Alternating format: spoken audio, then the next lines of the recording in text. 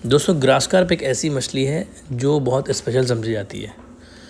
वो उसकी स्पेशलिटी ये है कि वो फर्मेंटेड फीड भी खाती है और कमर्शियल फीड भी खाती है जो दाना वाला होता है, और स्पेशल इसलिए कि वो हरा चारा खाती है, दूसरी मछली कोई नहीं खाती है, इसलिए ये स्पेशल फिश समझी जाती है।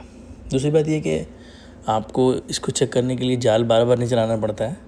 आप कुछ का खाना छींटते हैं ऊपर या इसको फीड कराते हैं तो आपको उसका ग्रोथ समझ में आ जाता है, इससे थोड़ी सी तसल्ली होती है। हम लोगों को ग्रास कार्प की फार्मिंग ज़रूर करनी चाहिए, ये बहुत बेनिफिशियल है। अभी आप देखिए मेरे छोटे से जो सीड स्टॉक करने का तालाब है उसमें मछलियाँ दौड़ रही हैं और ये उसका खाना है जो हमने जू प्लैंकटन के लिए तैयार किया है। इसमें कतला भी है, इसमें हमने DORB, खल्ली, ईस्ट और जैगरी गुड़ डाला है। दूसरा ये जो हम लोगों ने फर्मेंट किया था इसमें खाद डाला था खल्ली के साथ और गोबर के साथ, यानी ऑर्गेनिक और इनऑर्गेनिक खाद फर्टिलाइज़र दोनों यूज़ किया था हमने। तो ये फाइटोप्लैंक्टन के लिए है। तीसरा ये देखिए ये स्पेशल जो खाना है या फिर फूड का ये ग्रास कार्प के लिए है और ये फूल गोभी का पत्ता है बेसिकली, और इसको हम लोगों ने मंगवाया है अभी 50 किलो के बड़े वाले बोरे में। उस बोरा भर के 2-3 बोरा आया था। ये बहुत ईज़िली आपको आपकी जहाँ पे सब्जियों की बड़ी मंडी होती है वहाँ मिल जाता है ये। और तो इसको ठंडी के दिनों में खास के ग्रास कार्प को फूल गोभी या पत्ता खिला सकते हैं आप, और डकवीट खिला सकते हैं आप, केले का पत्ता खिला सकते हैं आप, चरी का घास खिला सकते हैं, बरसीम बुनवाइए अपने तालाब के बगल में अगर ज़मीन खाली है तो ये बहुत फ़ायदा देता है। ये देखिए हम लोगों ने चॉप करके फूल गोभी के पत्ते को इसमें डाला है।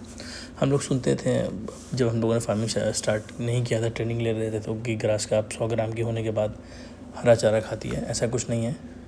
आप देखिए मेरे तालाब में छोटे छोटे अभी बच्चे हैं, छोटे छोटे, हम लोग सीड का काम करते हैं और वही बिज़नेस है। और वो जो फिंगरलिंग होता है या फिर ईयरलिंग होता है सेल कर देते हैं बिहार में, नालंदा डिस्ट्रिक्ट में।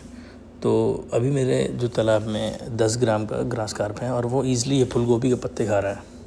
हमने डाला था 1 घंटे में सारे पत्ते ख़त्म हो गए, सिर्फ डंटी बची थी। तो इससे समझ में आता है कि ग्रास कार्प जब 500 लाइन की हो जाती है तो वो डकवीट खा लेती है, और अगर वो 10 ग्राम की हो गई तो उसको आप आराम से हरा चारा खिला सकते हैं ईज़िली। मेन बात ये है, सबसे इम्पॉर्टेंट बात ये है कि इसको पसंद क्या है।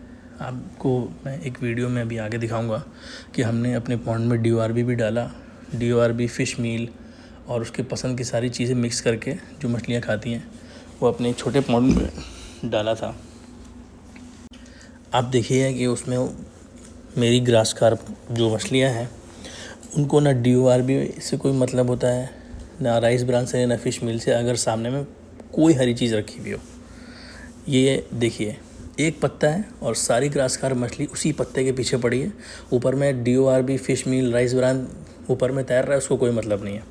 तो दोस्तों अगर आप चाहते हैं कि बहुत मैसिव ग्रोथ हो, सुपर ग्रोथ हो और बहुत फ़ायदे में रहें आप, तो अपने तालाब में ग्रास कार्प डालिए, लेकिन उसके पसंद का खाना दीजिए, तभी आपको फ़ायदा होगा। और जब उसके पसंद का खाना आप उसको खिलाएंगे तो उससे दूसरे मछलियों को भी फ़ायदा होगा। जब वो उनका एक्सक्रीटा बाहर निकलेगा तो वो ग्रीन रहेगा और उससे आपका तालाब भी ग्रीन होगा, फाइटोप्लैंक्टन जनरेट होगा और उससे बिग हेड फिश स्पेशली और रोहू फिश का बहुत अच्छा ग्रोथ हो सकता है। तो इस पर बहुत खास के फोकस करें आप। लेकिन आप सोचेंगे कि सिर्फ इसको कंपनी वाला दाना खिला के या फिर खल्ली ब्रान खिला के बड़ा कर लें, तो ये ऐसा कुछ नहीं होने वाला है। मैंने सारा ट्राई करके देख लिया है। इसको बड़ा करने के लिए आपको हरा चारा देना ही होगा जो इसके पसंद का खाना है।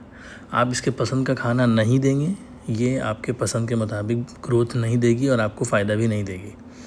ये देखिए ये मेरे पॉन्ड में छोटा सीड है जो हमने घास दे के बड़ा किया है।